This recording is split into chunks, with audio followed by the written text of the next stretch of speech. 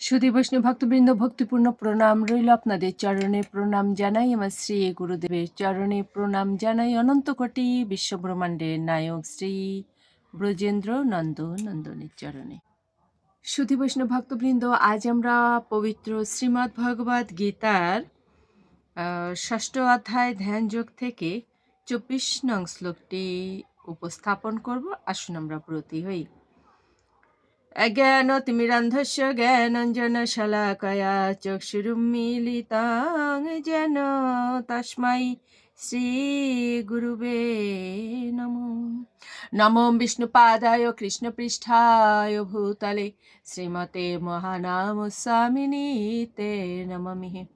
বাঞ্ছাকল্পতরুভ্যশ্চ কৃপাসিন্ধুপায়ব চ পতিতানাং পাবনেভ্যো বৈষ্ণবেভ্যো নমো নমঃ। गुरु कृपा ही केवलम, गुरु कृपा ही केवलम, गुरु कृपा ही केवलम। ओम श्री परमात्मने नमः। ओम श्रीमद् भगवते श्री गीताय नमः। नारायणं नमस्कृत्य नरं चैव नरोत्तमं देवीं सरस्वतीं व्यासं ततो जयमुदीरयेत्। मूकं करोति वाचालं पङ्गुं लङ्घयते गिरिं यत् कृपातमहं वन्दे परमानन्दमाधवम्। ॐ नमो भगवते वासुदेवाय। ॐ नमो भगवते वासुदेवाय। ॐ नमो भगवते वासुदेवाय। श्रीमद् भगवते श्रीगीताय नमः। श्रीगीताय नमः। श्रीगीताय नमः। श्रीमद् भगवद गीता ৬ষ্ঠ অধ্যায় ধ্যানযোগ, শ্লোক সংখ্যা ২৪। সাহা নিশ্চয়েন ইয়ক্তব্যঃ ইয়াগঃ অনির্বিঘ্নচেতসা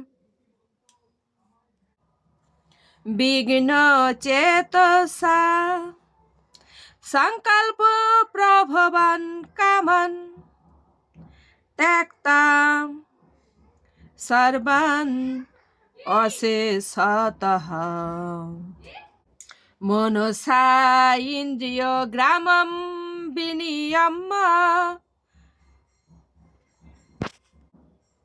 সমস্ততঃ। অনুবাদ: অবিচলিত অধ্যবসায় ও বিশ্বাস সহকারে এই যোগ অনুশীলন করা উচিত।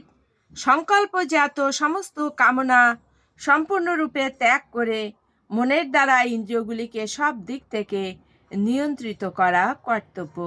তাৎপর্য: যোগীকে দৃঢ় সংকল্প ধৈর্য সহকারে অবিচলিত থেকে যোগাভ্যাস করতে হয়।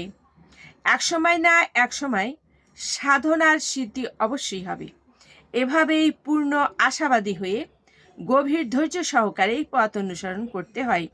সাফল্য লাভে বিলম্ব হলে হতোদ্যম হওয়া কখনোই উচিত নয়, কারণ দৃঢ় সংকল্প নিয়ে যিনি যোগাভ্যাস করেন তিনি অবশ্যই সাফল্য লাভ করেন। ভক্তিযোগ সম্বন্ধে শ্রীল রূপ গোস্বামী বলেছেন, আন্তরিক উৎসাহ, ধৈর্য ও দৃঢ় বিশ্বাস সহকারে ভক্ত সঙ্গে ভক্তির অনুকূল কর্ম করে এবং কেবল সতগুণময়ী কর্ম করার ফলে ভক্তিযোগে সাফল্য লাভ করা যায়। দৃঢ় সংকল্প সম্বন্ধে সেই চড়াই পাখির দৃষ্টান্ত অনুসরণ করা উচিত, যার ডিম সাগরের জলে ভেসে গিয়েছিল। একটি চড়াই পাখি সমুদ্রের তীরে ডিম পেড়েছিল, কিন্তু মহাসমুদ্রের দুর্বার তরঙ্গে সেই ডিমগুলো ভেসে যায়। অত্যন্ত মর্মাহত চিত্তে সেই চড়াই পাখি তখন সমুদ্রের কাছে আবেদন করে তার ডিমগুলোকে ফিরিয়ে দিতে, কিন্তু সমুদ্র তার সেই আবেদন কর্ণপাত করেনি। তখন সেই চড়াই পাখি সমুদ্রকে শুকিয়ে ফেলার সংকল্প করে তার ছোট্ট ঠোঁটে সমুদ্রের জল তুলতে লাগলো। তার এই অসম্ভব সংকল্পের জন্য সকলেই তাকে পরিহাস করতে লাগলো। এদিকে সেই চড়াই পাখির কথা চারিদিকে ছড়িয়ে পড়ল। অবশেষে বিষ্ণুর বাহন পক্ষীরাজ গরুড়ের কানে সেই কথা পৌঁছলো এবং তার ছোট্ট বোনটির জন্য সহানুভূতিতে তার হৃদয় ভরে উঠল। তিনি সেই ছোট্ট চড়াই পাখিটিকে দেখতে সেই সমুদ্রের তীরে এলেন। গরুর চড়াই পাখির এই দৃঢ় সংকল্প দেখে মুগ্ধ হয়ে তাকে সাহায্য করবার প্রতিশ্রুতি দিলেন। তারপর তিনি সমুদ্রকে আদেশ করলেন চড়াই পাখির ডিমগুলো ফিরিয়ে দিতে। আর সে যদি তা না করে তাহলে তিনি সেই চড়াই পাখির কাজটি সম্পন্ন করবেন, সেই কথাও তিনি সমুদ্রকে জানিয়ে দিলেন। ভীতগ্রস্ত হয়ে সমুদ্র তখন চড়াই পাখির ডিমগুলোকে ফিরিয়ে দিলেন। এভাবেই গরুরের কৃপায় সেই চড়াই পাখি তার ডিম ফিরে পেয়ে সুখী হলো।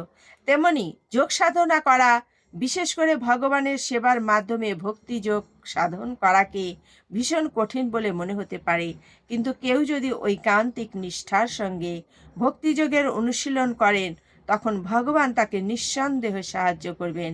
কেননা যে নিজেকে সাহায্য করে ভগবান তাকে সব রকমের সাহায্য করেন। শুধু বৈষ্ণব ভক্তবৃন্দ এ পর্যন্তই।